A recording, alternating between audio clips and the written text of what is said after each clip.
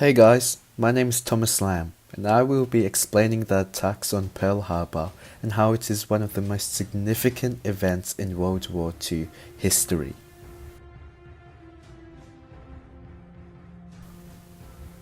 Located near the center of the Pacific Ocean, right next to the Honolulu in Hawaii, lays a US naval base known as Pearl Harbor. It was until on the early morning of December the 7th in 1941 when a disastrous tragedy occurred. Just before 8 o'clock in the morning, and for an hour in two waves, 408 Japanese aircrafts descended on Pearl Harbor, where they severely damaged 18 American naval vessels, including 8 battleships and over 300 airplanes. Unfortunately, more than 2,400 American soldiers, and including citizens, were killed in this surprise attack, and approximately 1,000 were wounded. In return, Japan had only suffered a few casualties, around 30 damaged aircrafts and a couple of mini-submarines. Although the attack on Pearl Harbor was a surprise, Japan and the United States had been edging towards war for decades. Which brings me to my next point: tension between Japan and the United States before the surprise attack. Tension between Japan and the United States had been technically as tense as a woman giving birth.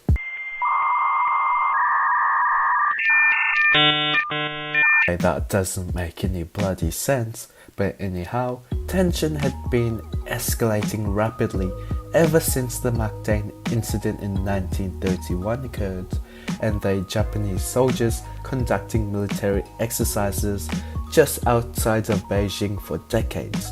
And then there's the rape of Nanking, and subsequently the Japanese attack on the American gunboat Panay whilst it was being anchored in the Yangtze River. This changed the Western opinions against the Japanese. During this time, United States, France and the UK, known as the Big Three, was supporting the Chinese against the Japanese infiltrators. Later then, the US and other nations stopped exporting airplanes, tools and aircraft fuel to Japan because Japan was being a big crybaby.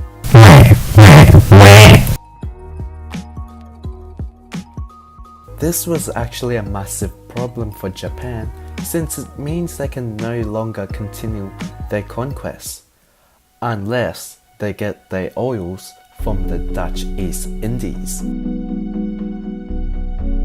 However, geographically, between the Dutch Indies and the Japanese lay the Philippines, a US territory, which causes another problem. Alright, to demonstrate what I mean, guys, this is basically Japan. This is the Dutch East Indies, and they want to get their oil from here. But oh well, guess what lies between them? It's the Philippines. Okay, so that's the Philippines. They can't get their oil because the Philippines is in the way. It's a US territory, so they have to attack the Philippines, and they have to attack Pearl Harbor as well. Okay, so thanks to my rather informative demonstration, I am now going in depth in what the Japanese was actually planning to do. They didn't want to attack Pearl Harbor and their ships because they just felt like it, because that would be pointless. No, instead, because the Japanese was such a bully. Why you bully me? They wanted to also sink one of the US battleships, since the Japanese believed that the battleships were vital symbols of naval power to the Americans, shattering their will to wage war against Japan.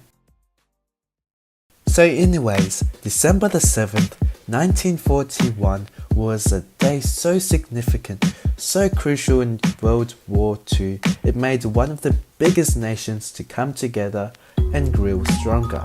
On December the 7th, 1941, the Americans' perceptions of themselves was changed forever. The average citizen suddenly became an immensely important part of a huge country full of people who wanted not only to help each one another, but to help the world against a great evil. In ways angered by this attack, Pearl Harbor drilled the people together to change the world and defend the thing they love more than themselves: freedom.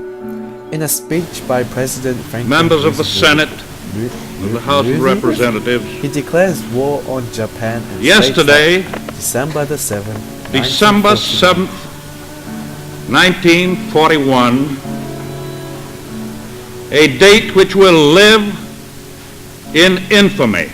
The attack on Pearl Harbor was so significant it made one of the biggest, one of the most important nations in the world to enter World War II.